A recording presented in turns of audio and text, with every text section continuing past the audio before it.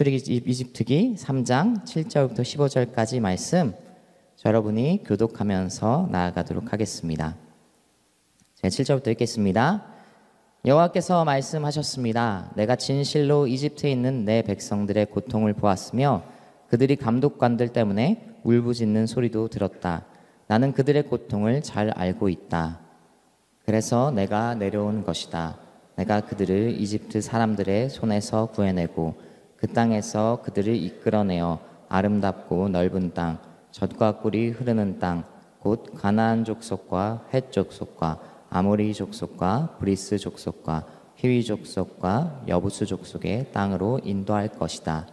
이제 이스라엘 백성들의 울부짖는 소리가 내게 들렸고 이집트 사람들이 그들을 억압한 것을 내가 보았다.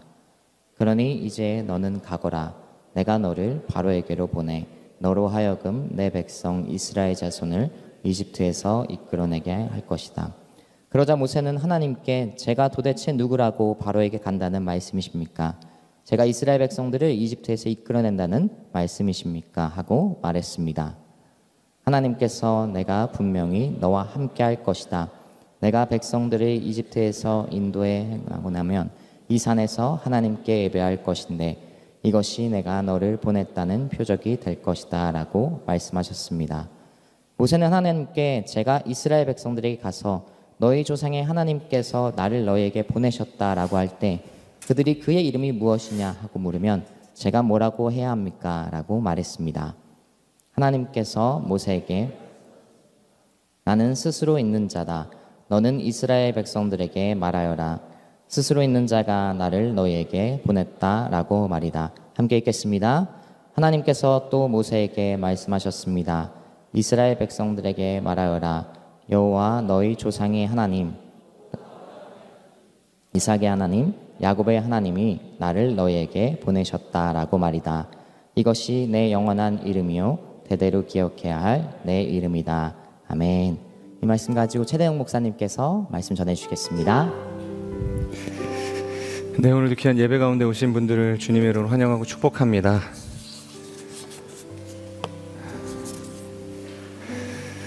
네, 사진 한번 띄워봐 주실 수 있을까요?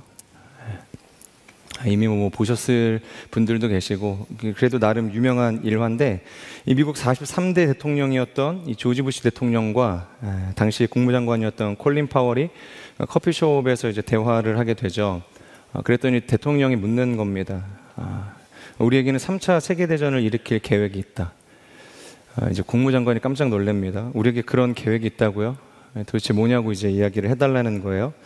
그때 대통령이 이야기를 하죠. 이번에 먼저 10,000만인의 이라크인을 죽일 거야. 그리고 한 명의 미소가 아름다운 금발의 여성을 죽일 예정이지. 그랬더니 이 국무장관이 그럽니다. 뭐라고요? 한 명의 미소가 아름다운 금발의 여성을 죽인다고요? 도대체 그 여인은 누구죠? 조지 부시 대통령이 그렇게 답변합니다. 봤지? 세상 누구도 이라크인 1,000만 명이 죽는 것에는 관심이 없어. 당시 이라크 전쟁에 대한 어두운 이면에 반영된 대화의 내용이지만 이 내용을 통해서 정말 우리가 전달하고자 하는 내용이 뭐냐면 이것이 소위 세상이 이야기하는 이 프레임이라는 것입니다. 그러니까 기만 전술이고 사실 왜곡이죠. 그러니까 금발의 여성이 누구인지를 궁금해하는 것이지만 1,000만인의 이라크인이 죽는 것을 당연하게 생각하는 사람은 없다는 것입니다. 소통함에 있어서 가장 중요한 것이 있다면 있는 사실 그대로 우리의 진심을 전달하는 것에 있을 것입니다.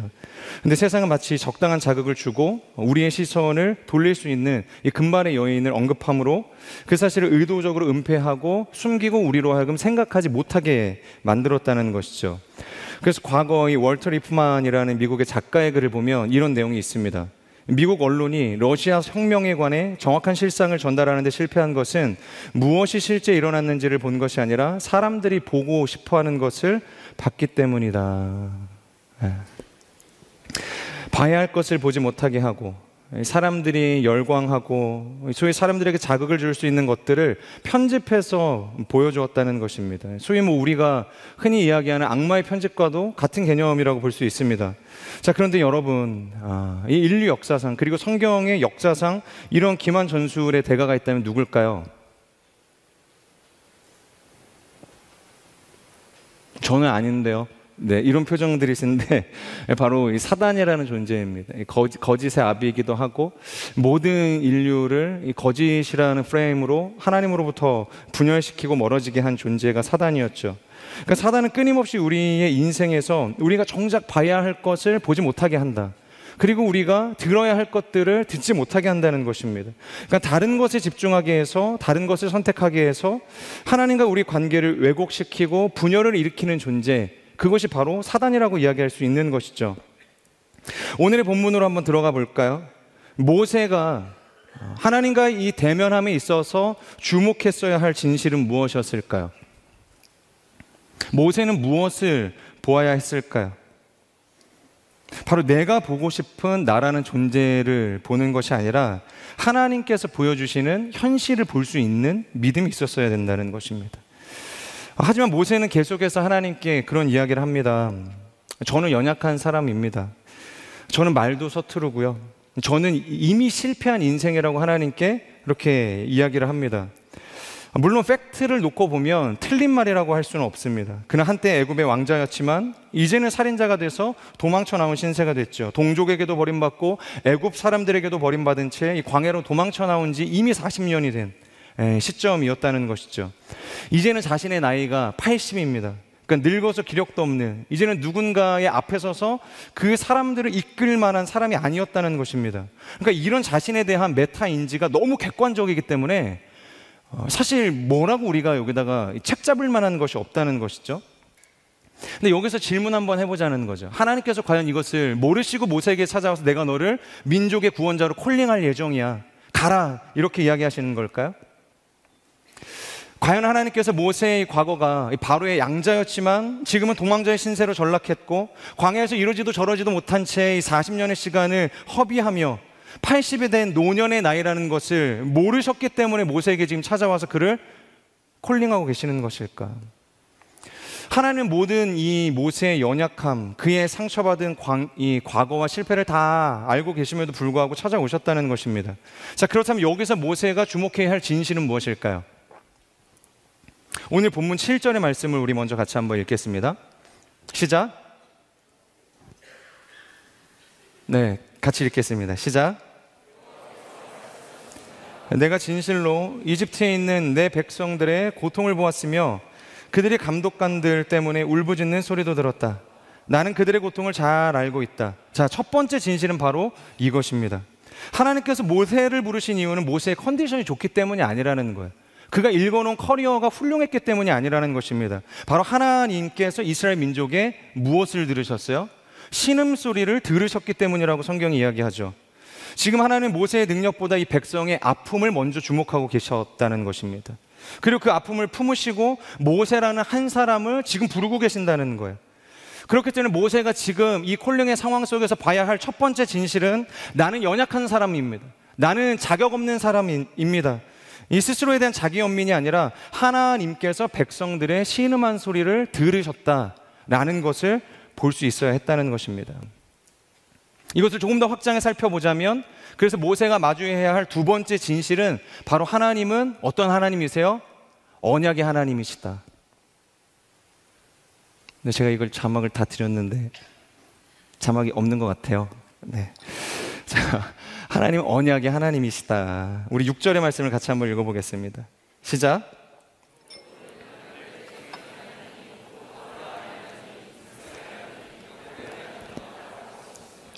그러자 모세는 자기 얼굴을 숨겼습니다. 모세는 하나님을 보기가 두려웠기 때문입니다. 네. 지금 하나님께서 자신을 뭐라고 소개하고 계십니까? 나는 아브라함의 하나님, 이삭의 하나님, 야곱의 하나님이시다. 하나님께서 이렇게 자신을 소개하세요. 그런데 이것은 단순히 내가 어떠한 존재인지에 대한 자기소개가 아니라는 것이죠.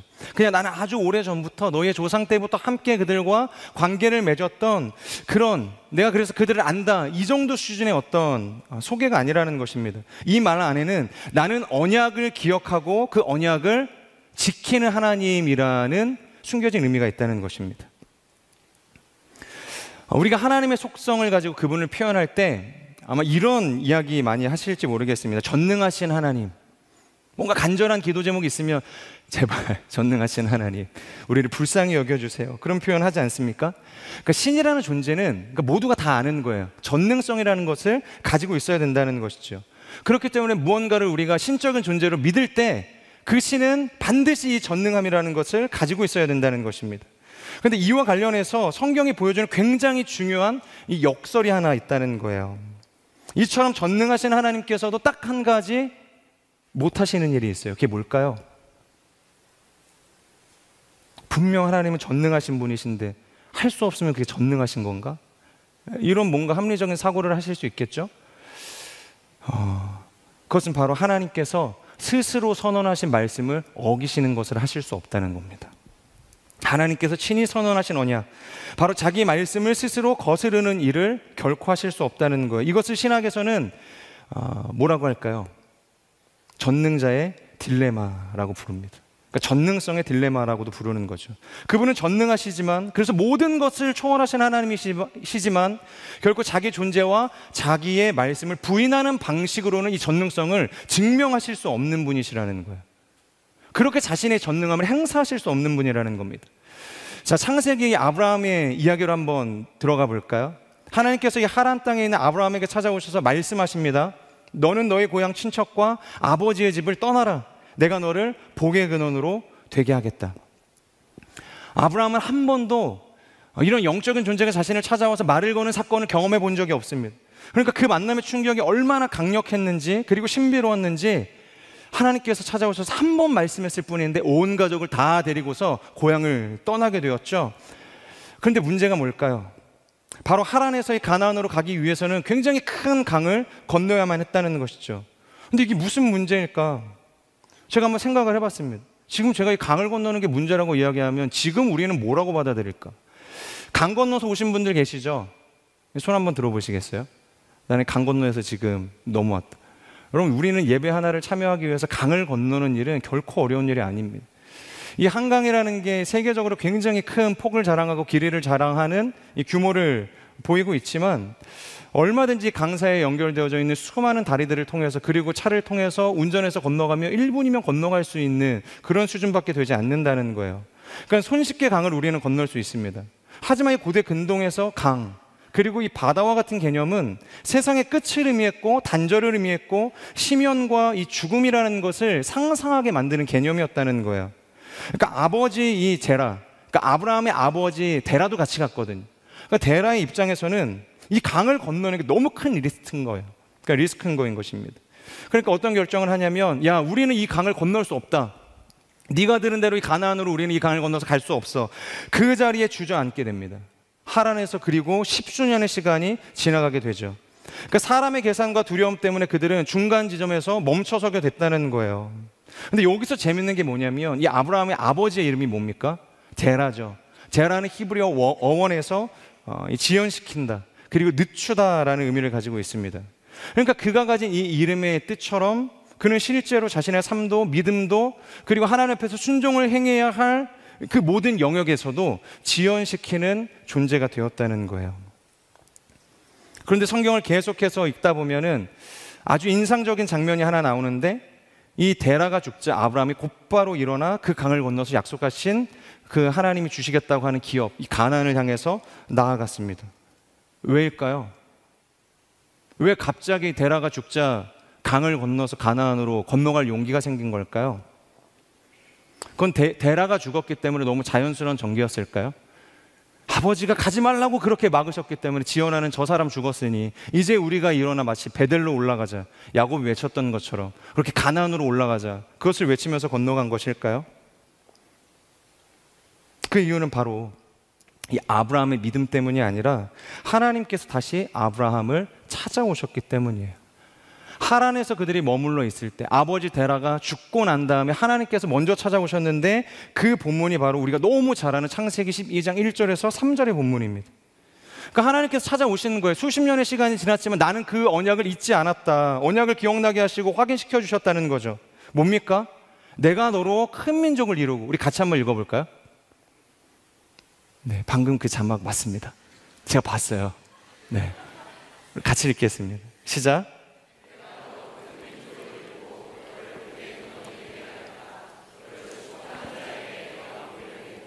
너를 저주하는 자를 내가 저주하겠다.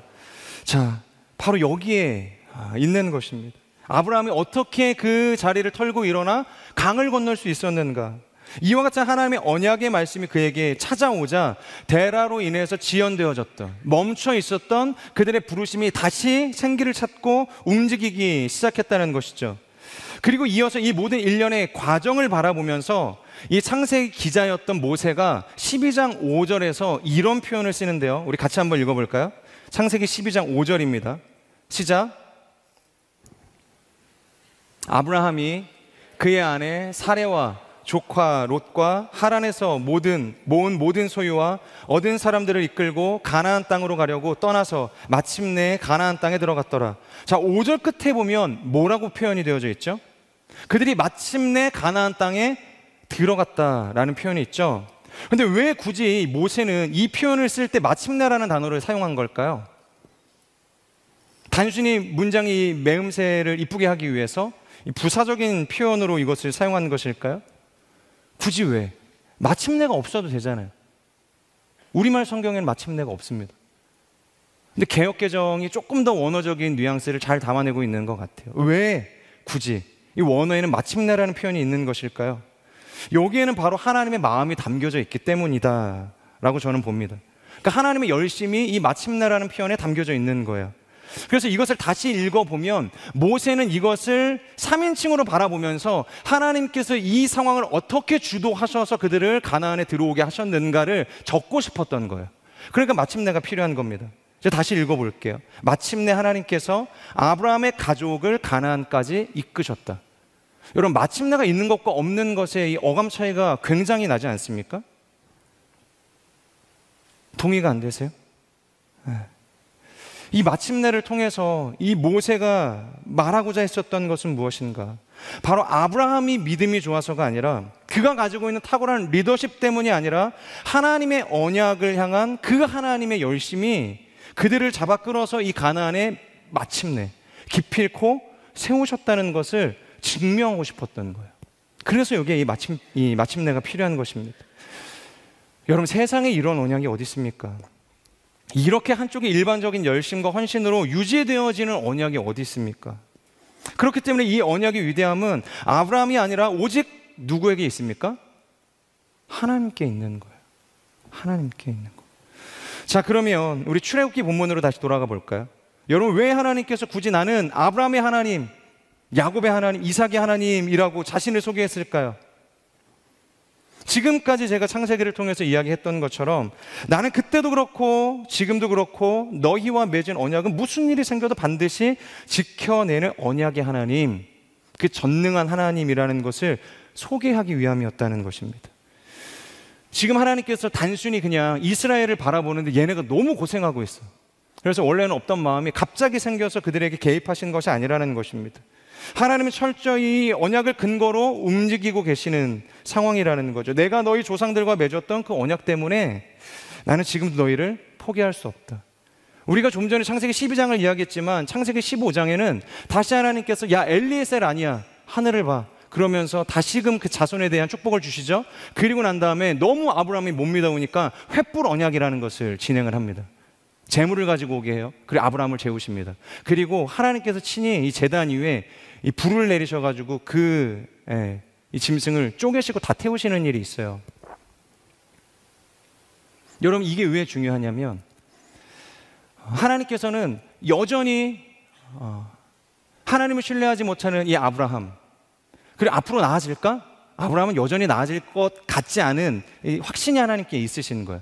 그러니까 여러분, 언약이라는 것은 이 고대 근동에서 반드시 이루어져야만 했거든요. 그러니까 너와 내가 함께 손가락을 걸고서 이 언약을 맺으면, 그리고 이 제단의 불을 통해서 이 짐승을 불태운다는 것은 만약에 이 언약이 깨어질 경우에는 너나 나나 어긴 사람 한 사람 반드시 죽는다는 거예요. 근데 이 횃불 언약에서 중요한 포인트는 아브라함을 잠재우셨다는 거예요. 그리고 하나님께서 이 모든 언약의 행위를 스스로 진행하셨다는 겁니다.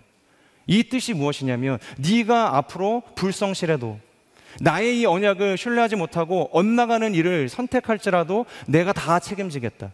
너는 죽지 않을 것이다. 이 언약은 반드시 이루어질 것이다. 그러면서 오늘 이 본문의 말씀, 너희가 애굽으로 가게 돼서 거기서 수백 년의 시간 동안 종살이를 하게 될 거야.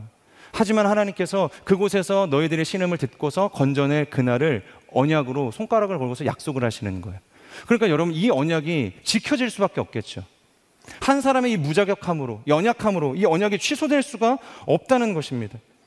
그러니까 하나님께서는 이 언약의 그 징표로, 그리고 자신이 그 언약을 지킬 수밖에 없는 이 전능자의 딜레마를 근거로 지금 모세를 부르고 계시는 거예요. 그 단순히 너 구원자 한번 해볼래?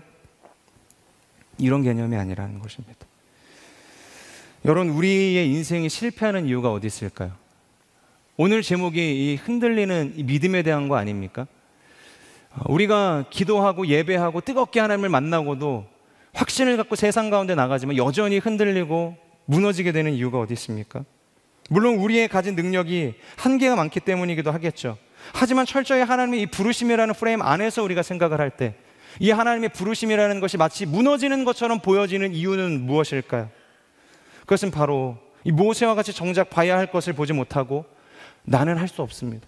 나는 자격이 없는 인생입니다. 나는 입술이 아둔한 존재입니다라는 자기 연민, 자기 비하, 자기 혐오에 빠져 있기 때문이라는 거예요. 오늘 하나님께서는 우리에게도 동일하게 묻고 계시죠. 너는 지금 무엇을 보고 있느냐?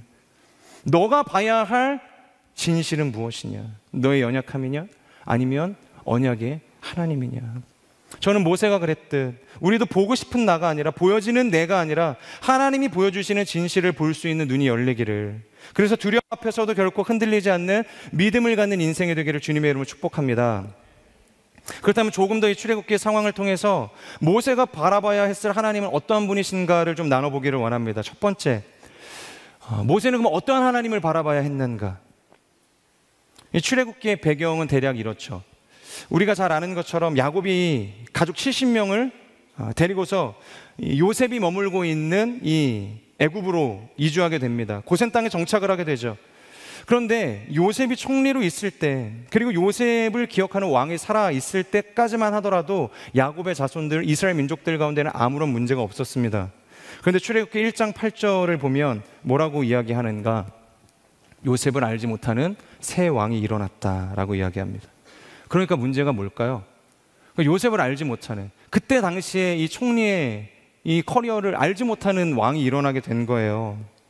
그러니까 원래는 요셉과 그들의 가족들은 이 애굽의 복을 가져다주는 존재였거든요.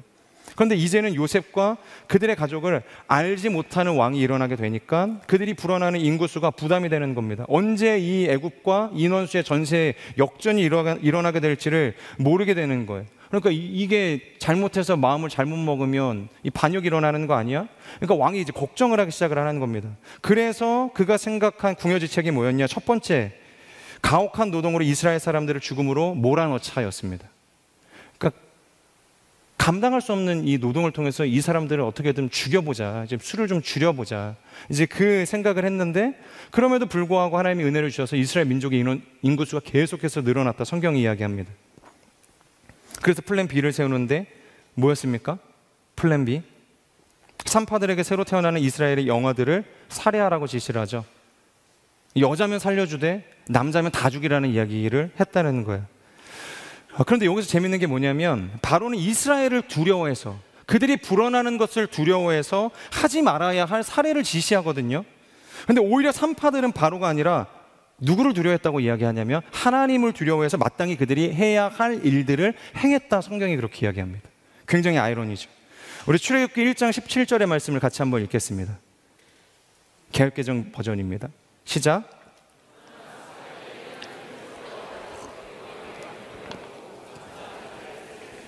자, 지금 산파들이 하나님을 두려워했다라는 표현이 있죠. 하나님을 두려워했습니다.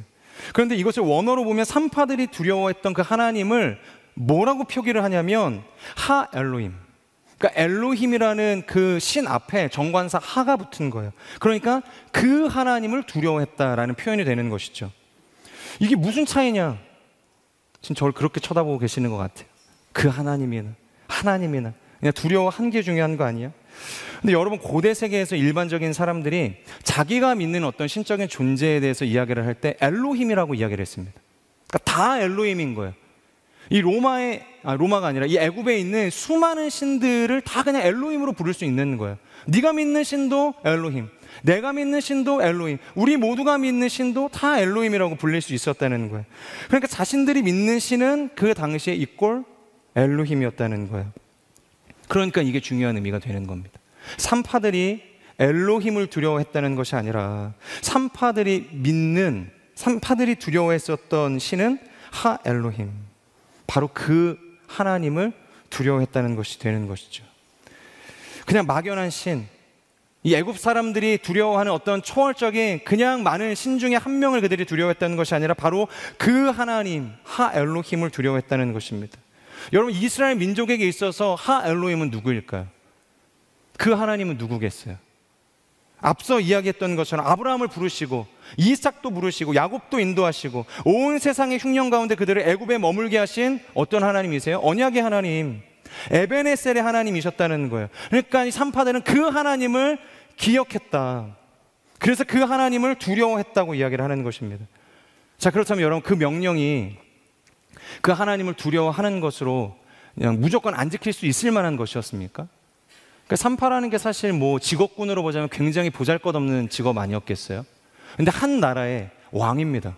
그러니까 신과 같은 신적인 존재가 아들들이면 다 죽이라고 이야기를 했는데 그냥 자신이 믿는 그 신념 하나 때문에 이것을 거스른다는 것은 이걸 믿기 위해서 내 생명을 내어줄 수도 있다는 각오가 필요하지 않았겠어요? 그런 결단이 없이는 그 하나님, 그 하 엘로힘을 두려워할 수가 없는 것입니다.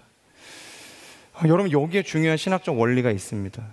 이 산파들이 하 엘로힘, 그 하나님을 두려워했다라는 표현은 단순히 이 하나님은 너무 무서운 하나님이에요, 말을 안 들으면 징벌하시는 하나님이, 그러니까 이 애굽에 있는 신들보다 신격이 높은 존재야, 이런 개념에 두려워했다라는 표현이 아닙니다.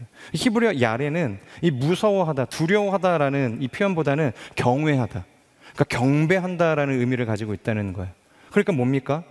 이 말은 단순히 하나님이 더 두렵기 때문에 어쩔 수 없이 내가 이 왕의 명령을 어길 수밖에 없습니다, 이게 아니라는 거죠. 그냥 산파의 삶의 전체가 하나님께 완전히 기울어져 있는 상태, 굽혀 경배하는 상태가 되어져 있었다는 거. 여러분, 그것이 그들이 두려워했다는 이 야레, 경외가 가지고 있는 의미라는 것이죠. 그러니까 내 인생의 결정권이 바로에게 있는 것이 아니라 누구에게 있는 것이에요? 하나님께 있는 것입니다. 그러니까 내가 두려워해야 할 대상은 바로가 아니라 그 하나님이라는 거예요. 바로 이 고백이 그들의 심장 깊은 곳에 있었기 때문에 이 왕의 추살과도 같은 그 명령이었음에도 불구하고 그 명령을 거슬러 생명을 살리는 선택을 하게 되었다는 것입니다. 여러분, 제가 지금 단순히 정치적인 노선을 명확하게 하라는 이야기를 하는 것이 아닙니다.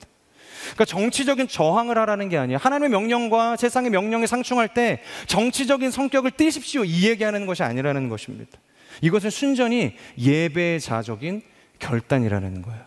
그러니까 하나님을 예배할 것인가 예배하지 않을 것인가의 싸움이라는 것입니다.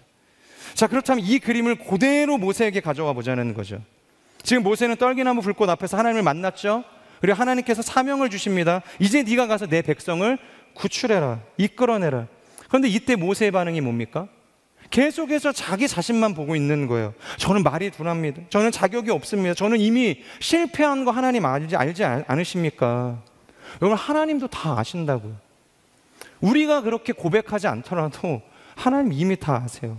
그럼에도 불구하고 하나님께서 지금 계속해서 찾아오셔서 그에게 자신을 설명하는 이유는 산파가 가졌던 그 믿음을 갖기를 원하시기 때문이라는 거예요. 산파들이 가지고 있었던 그 하 엘로힘, 그 하나님, 그 하나님을 바라볼 수 있는 눈이 있기를 원하시기 때문이라는 거예요. 모세야, 지금 내가 두려워해야 할 대상은 바로도 아니고 네 안에 있는 열등감도 아니다. 바로 산파들이 보았던 그 하나님 하 엘로힘을 볼 수 있어야 하는 것이다. 여러분, 산파들도 갈등하지 않았겠습니까? 이 바로의 명령 앞에서, 그리고 하나님의 뜻 앞에서. 하지만 그들은 결국 하나님을 경외하는 선택을 하게 되었다는 거예요. 지금 모세도 똑같은 자리에 서 있는 것입니다. 한쪽으로는 과거의 실패가 있고 트라우마가 있고 자신의 연약함이 있고 현실적인 압박이 있죠. 그리고 다른 한쪽에는 언약을 지키고 계시는 하나님이 계세요. 그것을 위해서 지금 자신을 찾아오신 하나님이 계시는 거예요. 그리고 산파가 경험했던 그 하 엘로힘이 서 계시는 것입니다. 그렇다면 여러분, 지금 모세가 봐야 할 것은 나는 되지 않습니다, 나는 부족한 인생입니다 라는 자기 이야기를 보는 것이 아니라 그 과거의 역사 속에서 온 인류를 이끌어 오셨던 하나님의 이야기를 주목할 수 있었어야 됐다는 것입니다. 그 하나님이 써내려 오신 이야기를 볼 수 있었어야 된다는 거예요. 자, 그런데 그럼에도 불구하고 모세가 여전히 머뭇거려요. 하나님께 시원하게 대답을 못합니다. 본문 13절의 말씀을 같이 읽겠습니다. 그래서 하나님께서 모세에게 다시 한번 그가 봐야 할 하나님은 어떠한 분이신가 두 번째 또 이야기를 하세요. 우리 13절의 말씀 같이 읽겠습니다. 시작.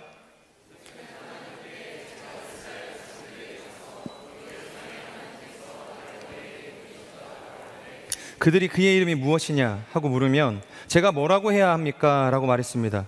자, 하나님이 그렇게 언약에 대해서 상기시키고 산파가 경외한 하나님이었음을 소개했음에도 불구하고 돌아오는 모세의 반응은 굉장히 참담합니다. 쉽게 말하면 이런 거죠. 하나님 알겠고요, 저는 설득이 됐어요. 엘로힘, 좋죠. 우리 이 이스라엘 민족을 여기까지 이끌어 오셨던 그 신실하신 하나님, 저는 동의가 된다는 거예요. 그런데 지금 이 모세가 이야기하는 게 뭡니까? 그러니까 내가 바로에게 갔을 때 이 민족을 이끌어서 예배하게 하라, 그렇게 명령하라고 했을 때 만약에 바로가 너 도대체 누구의 권리로 여기 와가지고 이 얘기하는 거야? 라고 물으면 누가 나를 보내서 여기 왔다고 할까요? 지금 이 이야기 물어보는 것입니다. 그러니까 나는 동의가 됐지만 누구는 동의가 지금 안 됐다는 거예요? 바로는 동의가 되지 않았다는 겁니다.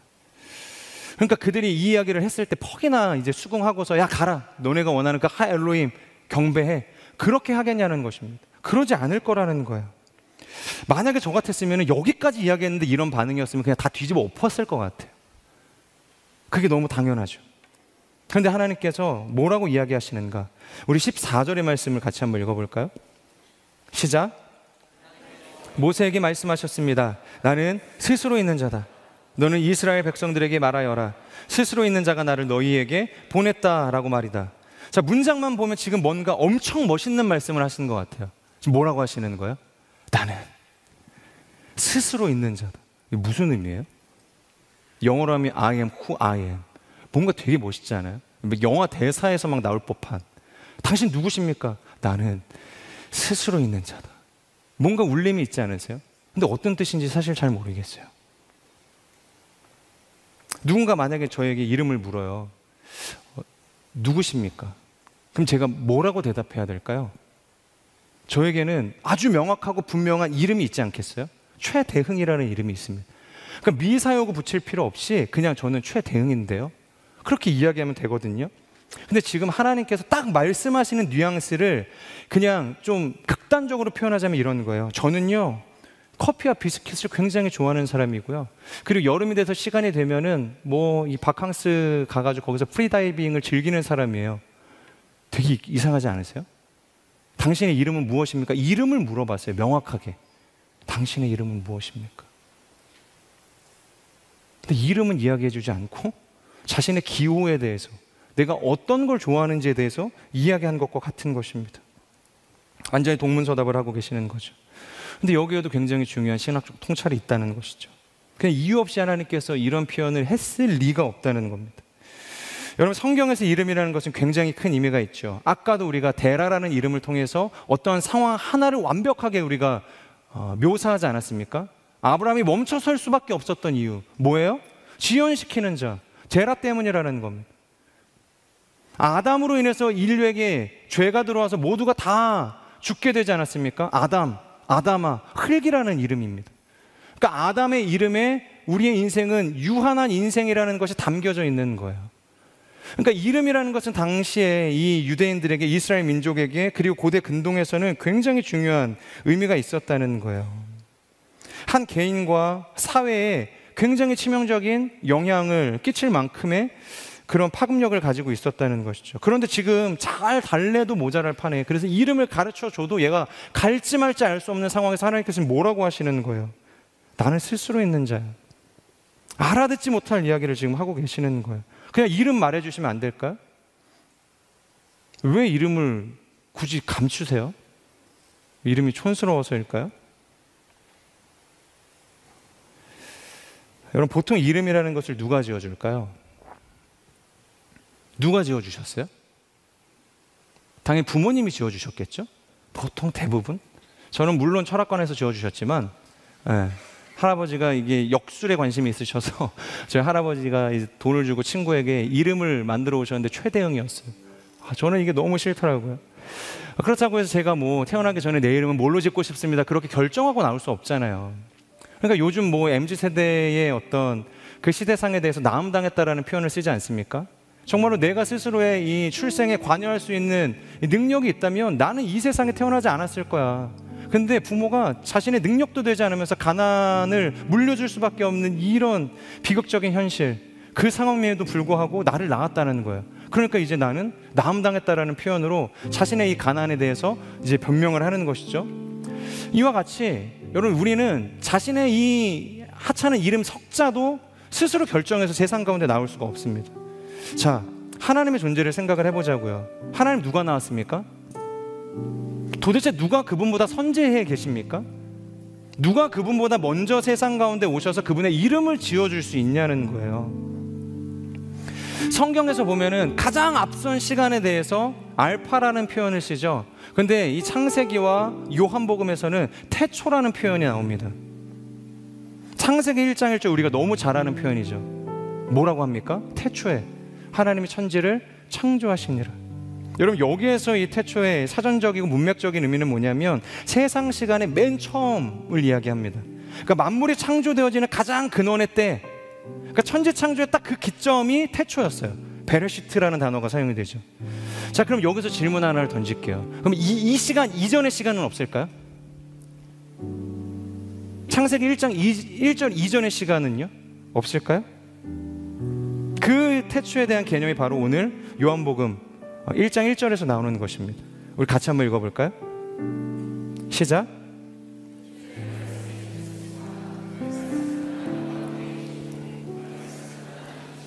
네, 똑같이 태초에 대해서 이야기를 하는데 여기에서 말하는 이 태초는 헬라 아르케라는 단어가 사용이 됩니다. 이것은 하나님께서 천지를 창조하시기 이전의 시간을 이야기해요. 바로 창세기 기자가 말하는 혼돈과 흑암만이 가득했던 시점, 그곳에 하나님께서 천지를 창조하시기 시작하신 거 아니세요? 그러니까 기원이 없는 영원 전의 시점, 그 시점을 이 태초라는 단어, 이 아르케로 표현하고 있는 거예요. 그러니까 그 태초에 누가 계시는 거예요? 말씀이 계시는 겁니다. 이 말씀은 살아계신 하나님을 이야기하시는 것이죠. 근데 거기에서 위격은 성자로 존재하시는 예수 그리스도를 이야기하는 것입니다. 그러니까 오직 삼위의 하나님만이 존재하시는 어떠한 지점, 어떠한 상태를 요한복음 1장 1절에서는 태초라는 아르케로 사용을 한다는 거예요. 자, 그러면 얘기가 너무 어려워졌어요. 정리를 하자면 하나님 누가 낳으셨어요? 하나님 누가 창조하셨죠? 우리가 앞으로 이제 대강절을 준비하면서 3주 동안 이 예수님의 신성에 대해서 다루게 될 겁니다. 이번 주가 이제 요한복음 1장 14절에서 18절을 다룰 거예요. 말씀이 육신 되신, 근데 그 말씀의 육신 되심이 하나님의 영광을 보여주셨다, 그 이야기를 이야기할 거고, 그리고 이제 빌립보서 자기 비하에 대해서 이야기하죠. 그리고 골로새서 만물이 그로 말미암아 창조되었다, 그가 만물보다 앞선 존재시다. 그러니까 모든 시작 이전에 선지하신 존재가 예수 그리스도시다라는 이야기를 골로새서에서 다루게 돼서 우리가 3주 동안 이 이야기를 하게 될 거예요. 자, 그럼 다시 질문하겠습니다. 예수 그리스도는 누가 창조하셨습니까? 하나님은 어떤 존재가 창조하셨죠? 하나님은 창조되신 존재가 아니라는 겁니다. 그러니까 영원 전부터 그분은 선지하고 계시는 존재예요. 그러니까 이름이 있을 수 있겠어요? 이름을 물어보는데 이름을 지어주는 사람이 없는 거예요. 스스로 있는 존재이기 때문에. 이해가 가시죠? 왜 예수님께서, 하나님께서 이 모세의 답변에 이름 알려주면 되는데 굳이 동문서답 해가시면서 나는 스스로 있는 자다 이렇게 이야기하시는 걸까? 그만큼 자신이라는 존재를 잘 설명해 줄 수 있는 표현이 없기 때문이라는 거예요. 이름으로는 담아낼 수 없는 신성이 그분에게 있는 거예요. 그러니까 두려움에 떨고 있는 모세에게 하나님께서 말씀하시는 겁니다. 모세야, 나는 스스로 있는 존재야. 너는 근데 이게 어떤 의미인지 알겠니? 그러니까 세상의 모든 존재는 창조된 존재지. 심지어 너가 그렇게 두려워해서 떠나지 못하고 40년을 광야에 머물게 했던 그 애굽의 바로조차도 결국 누구를 통해서 세상에 오게 된 존재야. 하지만 나는 아니야. 나는 스스로 있는 존재다. 그래서 누군가는 이것을 원어적인 역동성을 살려서 뭐라고 번역을 하냐면 이렇게 이야기합니다. 나는 내가 되고자 하는 대로 될 수 있는 존재. 이해가 가십니까? 그러니까 하나님이라는 존재는 내가 선언한 이 선포고가 반드시 이루어질 수밖에 없도록 하실 수 있는 권능이 있으신 존재라는 거예요. 그러니까 여러분, 모세가 이 시점에서 알아야 할 것은 고작 하나님의 이름이 아니라, 그리고 자신의 연약함도 아니고 바로에 대한 두려움도 아니라, 바로 출애굽기 3장 12절에서 말하는 것처럼 그 하나님이 나와 함께 하신다 라는 믿음의 고백이어야 한다는 것입니다. 사랑하는 여러분, 바로 여기에 흔들리지 않는 믿음을 붙들고 우리가 하나님과 동행할 수 있는 영적인 원리가 있는 것입니다. 세상 속에 어디에 우리가 던져져도 흔들리지 않는 이 굳건한 믿음을 가지고 하나님의 부르심을 따라갈 수 있는 능력이 바로 여기에 있다는 거예요. 바로 그 하나님 바라보는 겁니다. 스스로 존재하시는 I am who I am, 그 하나님을 의지하시는 거예요. 스스로 되고자 하시면 무엇이든지 되게 하시고 성취하실 수 있는 그 전능하신 하나님을 향한 산파가 가졌던 경외함이 우리 가운데 필요하다는 것입니다. 저는 우리 모든 삶이 앞으로 하나님께서 부르시는 모든 여정 속에서 그 언약의 하나님을 기억하고, 바로 그 하엘로임, 산파들이 경외했었던 그 에베네셀의 하나님을 기억하고, 그리고 스스로 존재하시는 하나님을 바라볼 수 있는 거룩한 인생이 되기를, 그래서 하나님의 모든 부르심 앞에 흔들림 없는 믿음을 가지고 승리하는 저와 여러분이 되기를 주님의 이름으로 축복합니다. 우리 같이 함께 말씀을 기억하면서 기도하겠습니다. 신실하신 하나님, 흔들리는 우리의 믿음을 온전케 하여 주시옵소서. 모세가 하나님 앞에 가졌던 그 불신앙의 고백이라는 것은 그 지극히 너무 자연스러운 것일 겁니다. 누구보다 자신에 대한 객관적이고 분명한 근거 아래서 하나님, 저는 부족한 인생입니다. 저는 도망자의 신세이고 이제는 젊고 활력이 넘쳤던 그 시즌을 끝내고 여든에 가까운 늙은 노년의 나이입니다. 제가 어떻게 바로에게 가서 하나님의 민족을 구원한 구원자가 될 수 있습니까? 그러니까 현실적으로 바라보면 너무 정확한 자기 고백 아니겠습니까? 근데 하나님께서는 그거 모르지 않으신다는 겁니다. 우리의 연약함을 모르시고 우리를 콜링하시는 분이 아니라는 겁니다. 그런 우리의 연약한 상황 속에서도 하나님께서 지금 기대하고 계시는 것은 그 언약의 하나님을 바라보라는 것입니다. 아브라함의 하나님이 되시고, 이삭의 하나님이 되시고, 야곱의 하나님이 되셔서 그 비루하고 초라했었던 인생마저도 하나님께서 약속했던 가나안으로 이끌어 가실 그 언약을 성취하시는 하나님을 의지하며 나아가라는 것입니다. 하나님, 우리에게 이 믿음 있게 하여 주시옵소서. 자기 연민과 자기 비하와 자기 혐오에 빠지지 않게 하여 주시고, 오늘도 나를 살아 숨쉬게 하시는 그 전능하신 하나님 의지하며 나아가는 거룩한 인생들이 다 될 수 있도록 성령 하나님 역사하여 주시옵소서. 그 언약의 하나님 바라보게 하여 주시옵소서. 산파가 경외했던 에베네셀의 그 하나님을 바라보는 믿음 있게 하여 주시옵소서. I am who I am, 나를 스스로 있는 자라 말씀하시면서 그 어떤 세상의 존재와도 다른, 창조되어지지 않고 모든 존재보다 앞서 선지하신 그 전능하신 하나님만 붙들고 나아갈 수 있는 하나님의 사람들이 다 될 수 있도록 기름 부어 주시옵소서. 우리 말씀을 기억하며 우리의 삶을 주께 올려드리며 우리 주여 선포하며 기도하며 나아갑시다. 주여,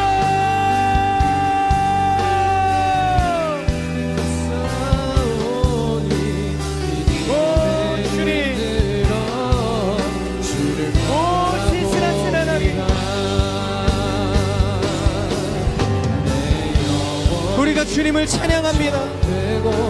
연약한 우리의 인생, 모세와 같이 우리가 바라봐야 할 그 진리와 그 진실이 보이지 않고 여전히 그 사단에 왜곡되어지고 기만하는 그 전술의 프레임에 속아서 세상의 어떤 것들을 바라보고 두려움을 바라보게 되어지고 연약한 나의 인생 가운데 서더라 실패하고 무너지게 되어지는 하나님 그 연약함이 우리 가운데 있습니다. 하지만 하나님께서는 그럼에도 불구하고 우리를 포기하지 않으시고 우리 가운데 찾아오십니다. 끝까지 하나님의 그 언약이 성취되기를 위하여서 그 만군의 여호와 열심히 오늘도 우리의 삶을 붙들고 인도하시는 줄로 믿습니다. 마침내 아브라함이 그의 가족과 더불어 가나안에 이르렀더라. 하나님의 언약은 결코 멈추는 것이 없고 결코 실패하는 법이 없는 줄로 믿습니다. 그 신실하신 하나님이시라며 그 영원한 언약의 성취자이신 그 하나님을 바라보며 오늘도 믿음의 여정을 달려나가게 하여 주시옵소서. 주여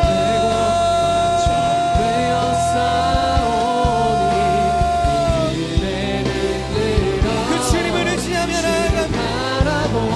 그 주님만을 바라보며 나아갑니다. 그 신실하신 하나님 오늘 우리와 함께 하시는 줄로 믿습니다.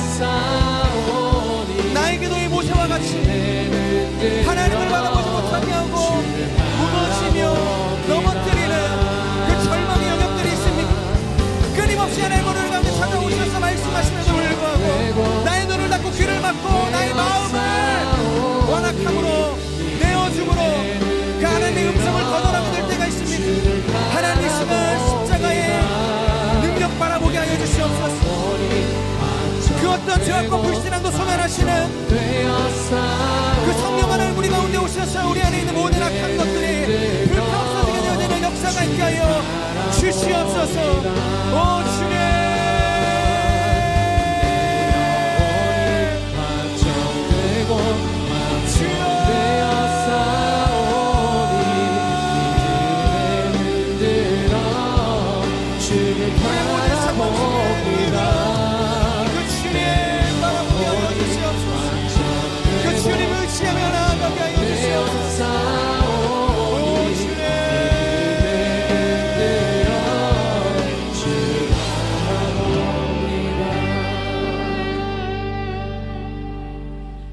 우리 한 번 더 기도하며 나아갈 때 하나님 우리의 인생 가운데 모세와 같이 무너져 있는 영역들이 있습니까? 하나님께서는 끊임없이 찾아오셔서 자신을 증거하시고 증명하심에도 불구하고 우리는 여전히 이 사단의 거짓에 속아서 봐야 할 진리를 보지 못하고 봐야 할 그 진실로부터 멀어져가는 삶을 살아가고 있지는 않습니까?